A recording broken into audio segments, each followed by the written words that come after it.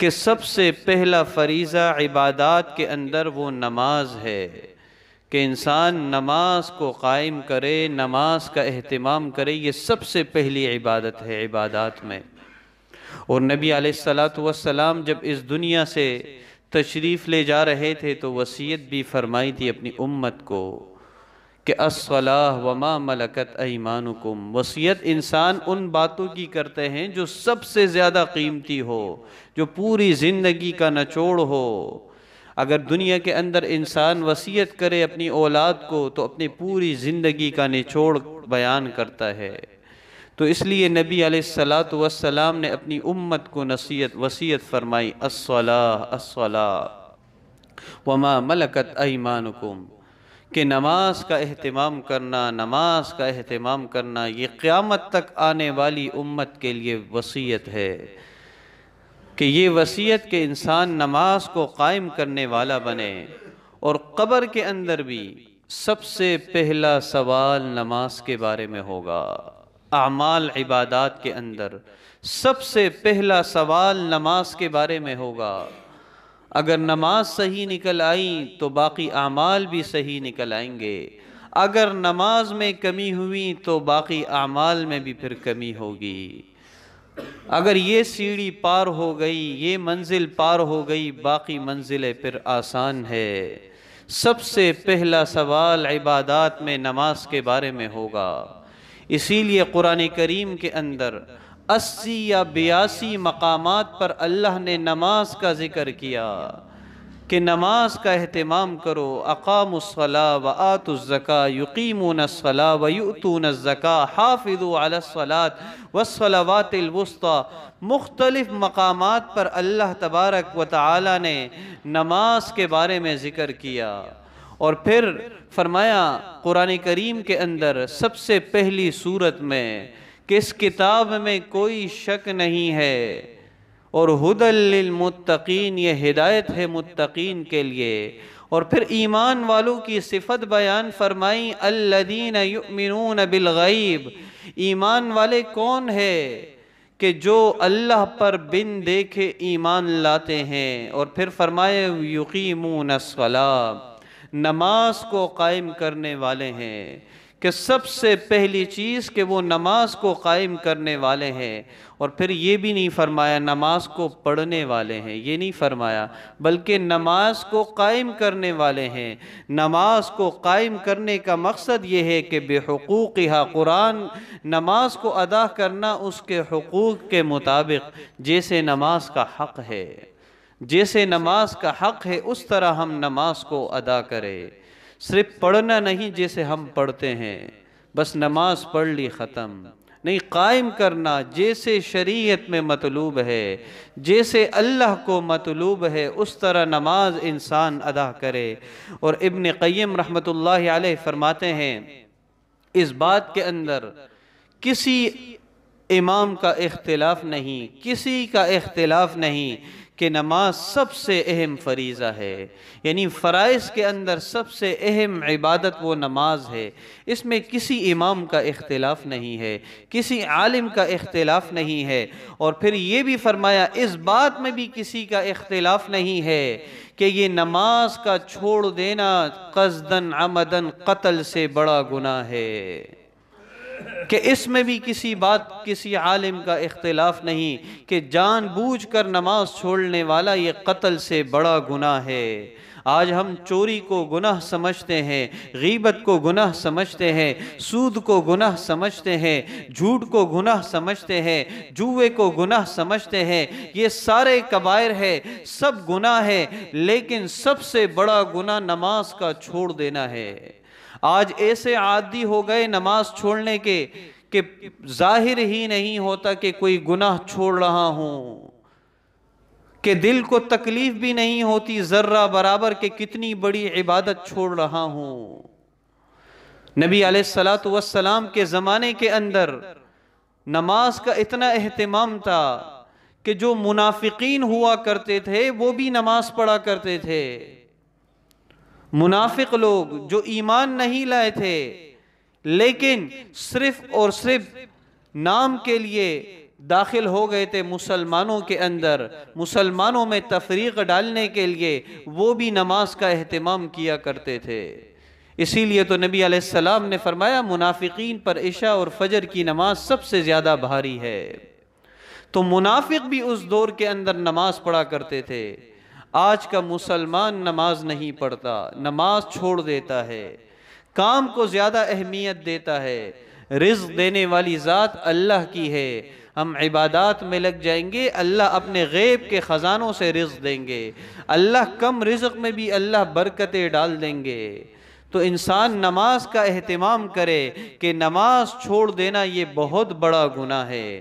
اور قرآن کریم کے اندر فرمایا قد افلح المؤمنون، کہ مومنین کامیاب ہو گئے۔ کون سے مومنین کامیاب ہو گئے؟ الذین هم فی صلاتہم خاشعون، کہ وہ مومنین کامیاب ہو گئے جو اپنے نمازوں میں خشوع اختیار کرنے والے ہیں۔ کہ پہلی صفت کامیاب مومن کی یہ بیان فرمائی قرآن کریم کے اندر کہ جو نماز کے اندر خشوع اختیار کرنے والے ہیں۔ یہ دو لفظ آپس میں ملتے جلتے اکثر نماز میں استعمال ہوتے ہیں کہ نماز میں خشوع اور خضوع کا ہونا ضروری ہے۔ اس کا کیا مطلب ہے؟ خضوع کا مطلب یہ ہوتا ہے کہ انسان ظاہری اعضاء کو اپنے اللہ کے لیے جھکا دے۔ نماز بدنی عبادت ہے، اس میں ظاہر اور باطن دونوں انسان اللہ کی طرف متوجہ کرے۔ خضوع کا مطلب اپنے ظاہری اعضاء اللہ کی طرف جھکا دے کہ نماز کے لیے کھڑے ہو گئے، اب اعضاء کی حرکت بند ہو گئی اور کاموں کے لیے، جیسے اللہ کا حکم قیام میں ہاتھ باندھ دیے، رکوع کا حکم رکوع میں سیدھے جھک گئے، قیام کا حکم سیدھے کھڑے ہوئے، سجدے کا حکم سجدے میں جا کے بیٹھ گئے، قومے کا حکم قومہ کر لیا۔ اس طرح اللہ کے سامنے اپنے اعضاء کو جھکانا یہ خضوع کہلاتا ہے۔ اور جیسے شریعت میں مطلوب ہے، جیسے نبی علیہ السلام نے فرمایا صلو کما رأیتمونی اصلی، جیسے میں نماز پڑھتا ہوں اس طرح نماز پڑھے، کہ سنتوں کی رعایت رکھ کر انسان نماز پڑھے، اسے کہتے ہیں خضوع۔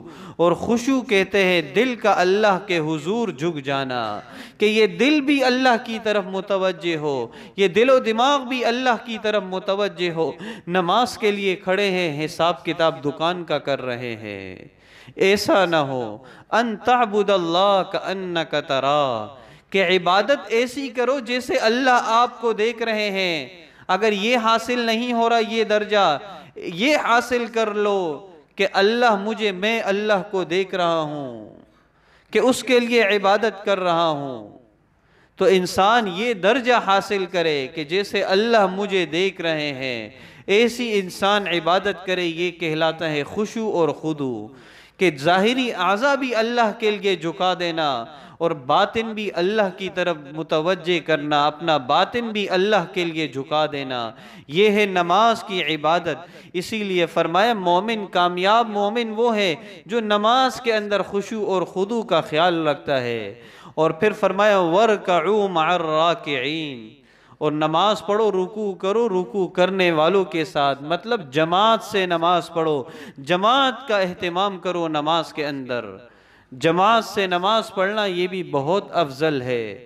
نبی علیہ السلام نے ارشاد فرمایا، ابن عمر رضی اللہ تعالی عنہ سے روایت ہے، فرماتے ہیں صلاۃ الجماعت تفضل صلاۃ الفرد ب27 درجہ، کہ اکیلے نماز پڑھنا، جماعت سے نماز پڑھنا اکیلے نماز کے مقابلے میں 27 گنا زیادہ فضیلت رکھتی ہے۔ کہ جماعت سے نماز پر اتنا ثواب ہے کہ 27 گنا اجر زیادہ ہے جماعت سے نماز پڑھنے پر۔ اور قرآن کا بھی حکم ہے وَارْكَعُوا مَعَ الرَّاكِعِينَ، کہ نماز تو انسان نماز کا تو اہتمام کرے، مگر جماعت کے ساتھ نماز کا اہتمام ہو، جماعت کے ساتھ نماز پڑھنا واجب ہے۔ ایک بزرگ کے بارے میں آتا ہے، ان سے جماعت کی نماز چھوٹ گئی، انہیں بطور اس بزرگ نے وہ نماز 27 مرتبہ پڑھ لی، کہ حدیث میں آیا ہے کہ 27 گنا اجر جماعت کی نماز کا زیادہ ہے، میری نماز چھوٹ گئی تاکہ اس درجے تک پہنچ جاؤں، اس درجے تک میری نماز پہنچ جائے۔ وہ ایک نماز 27 مرتبہ پڑھی، فرشتوں کی طرف سے آواز آئی کہ وہ فرشتوں والی آمین کہاں سے لاؤ گے؟ کہ جب تم جماعت کی نماز پڑھتے ہو فرشتے بھی تمہارے ساتھ شریک ہوتے ہیں، اس کی آمین کہاں سے لاؤ گے؟ کہ اکیلے 27 بار نماز تو پڑھ لی، یہ جماعت کی اہمیت ہے کہ انسان کے ساتھ اس عبادت میں فرشتے بھی شریک ہوتے ہیں۔ وہ ایسی مخلوق ہے کہ کوئی گناہ ان کا نہیں ہے، ان کی دعائیں قبول ہوتی ہے، ان کی برکت سے اللہ تبارک و تعالی ہماری دعاؤں کو قبول کرتے ہیں۔ اور پھر یہ بھی فرمایا حافظوا علی الصلوات والصلاة الوسطی، حافظوا حفاظت کرو تم، کہ نماز باب مفعول کا صیغہ ہے، کہ نماز ایسی عبادت ہے کہ اگر اس کا اہتمام کرو گے یہ نماز تمہاری حفاظت کرے گی، یہ تمہاری حفاظت کرے گی اگر نماز کا تم اہتمام کرو گے۔ اور پھر فرمایا ان الذین آمنوا وعملوا الصالحات واقاموا الصلاة وآتوا الزکاة لہم اجرہم عند ربہم، کہ جو لوگ ایمان لائے، نیک اعمال کرتے ہیں، نماز قائم کرتے ہیں، زکوٰۃ دیتے ہیں، ان کا اجر اللہ کے پاس ہے، کہ ان کا اتنا بڑا اجر ہے۔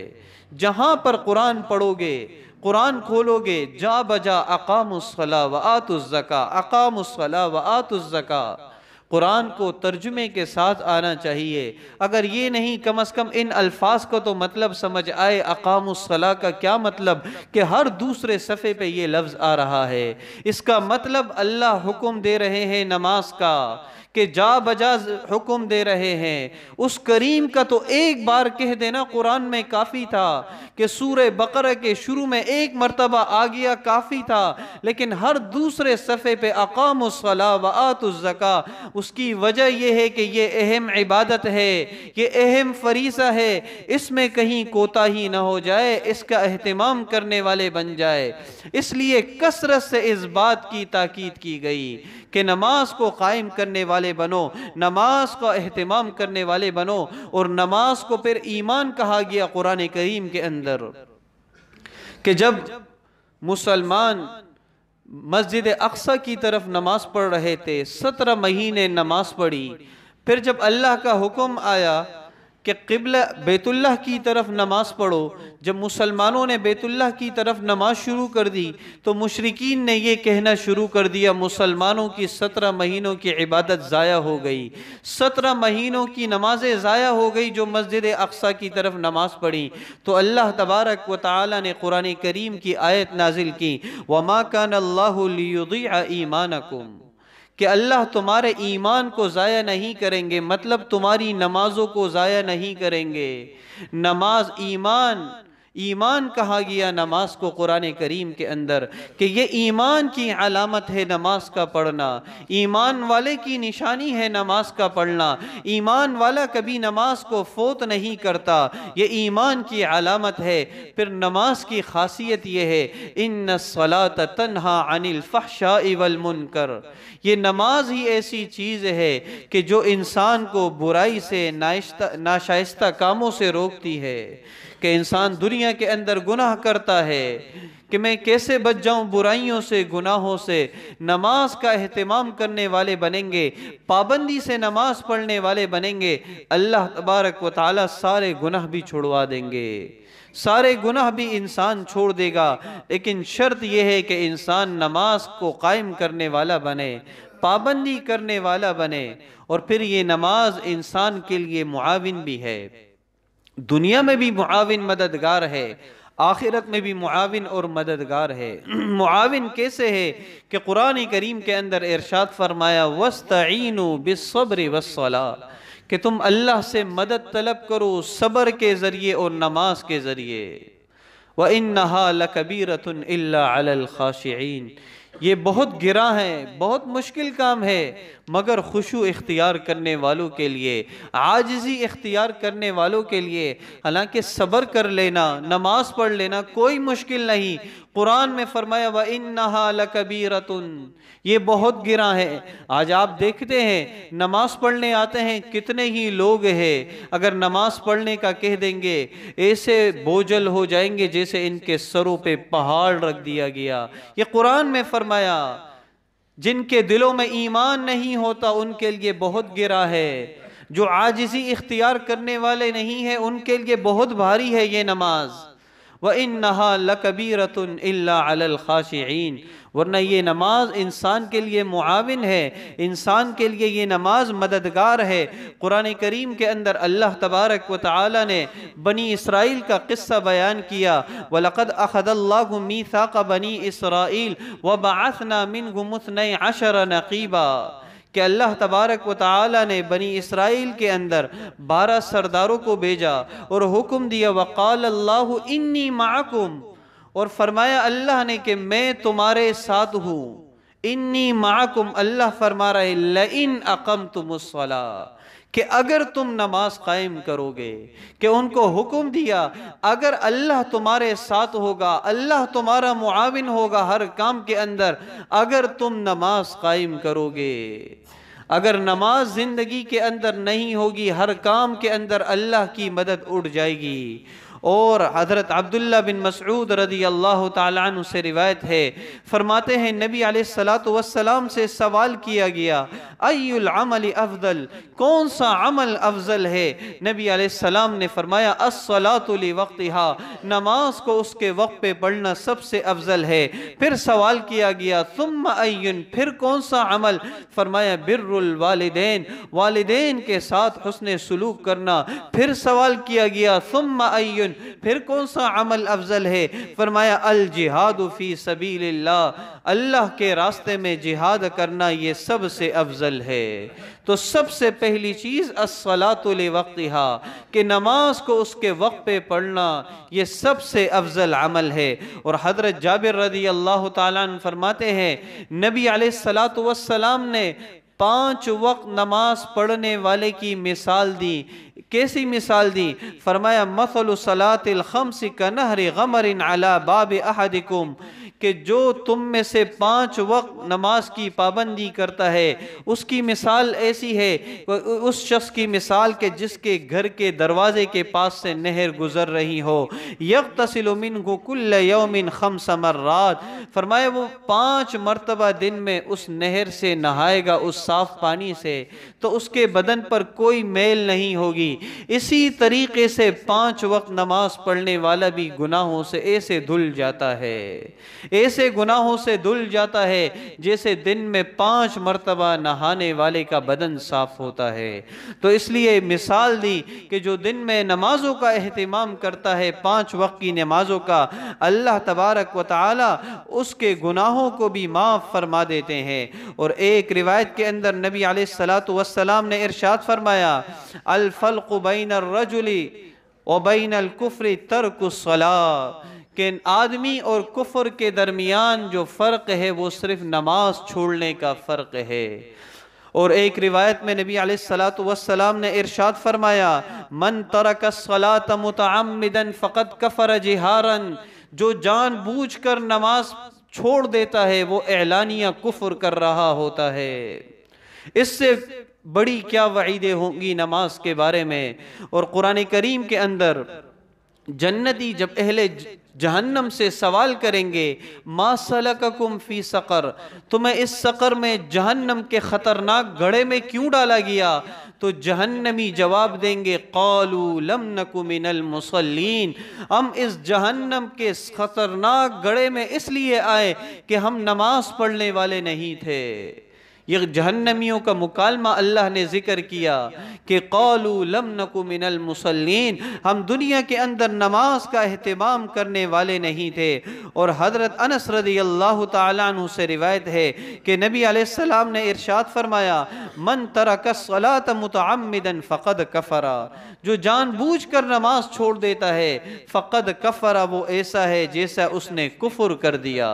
اور نبی علیہ السلام کی ذات مبارکہ ایسی کہ وہ رحمت للعالمین تھے، لوگ انہیں پتھر مارا کرتے تھے، نبی علیہ السلام دعائیں دیا کرتے تھے، لیکن نماز کے بارے میں نبی علیہ السلام نے فرمایا جو شخص جان بوجھ کر نماز چھوڑتا ہے میرا جی چاہتا ہے میں لکڑیاں جمع کروں اس شخص کے گھر کو آگ لگا دوں۔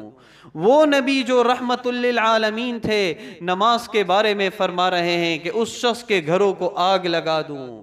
اور نماز چھوڑنے والے کے بارے میں امام احمد ابن حنبل رحمۃ اللہ علیہ کا فتویٰ ہے، فرماتے ہیں جو جان بوجھ کر نماز چھوڑتا ہے وہ مرتد ہو جاتا ہے۔ اور امام شافعی رحمۃ اللہ علیہ فرماتے ہیں جو جان بوجھ کر نماز چھوڑتا ہے وہ واجب القتل ہو جاتا ہے۔ اور امام ابو حنیفہ رحمۃ اللہ علیہ فرماتے ہیں جو جان بوجھ کر نماز چھوڑتا ہے اسے عمر قید کر دیا جائے یہاں تک کہ یہ نماز پڑھنے والا بن جائے۔ تو نماز ایمان کی علامت ہے، نماز انسان کے لیے معاون ہے، مددگار ہے، نماز انسان کو برائیوں سے روکتی ہے، فحش کاموں سے روکتی ہے، گناہوں سے روکتی ہے۔ تو نماز کا انسان اہتمام کرے، نماز چھوڑ دینا یہ کفر ہے۔ اللہ تبارک و تعالی ہم سب کو ان باتوں پر عمل کرنے والا بنائے۔ وآخر دعوانا ان الحمد للہ رب العالمین۔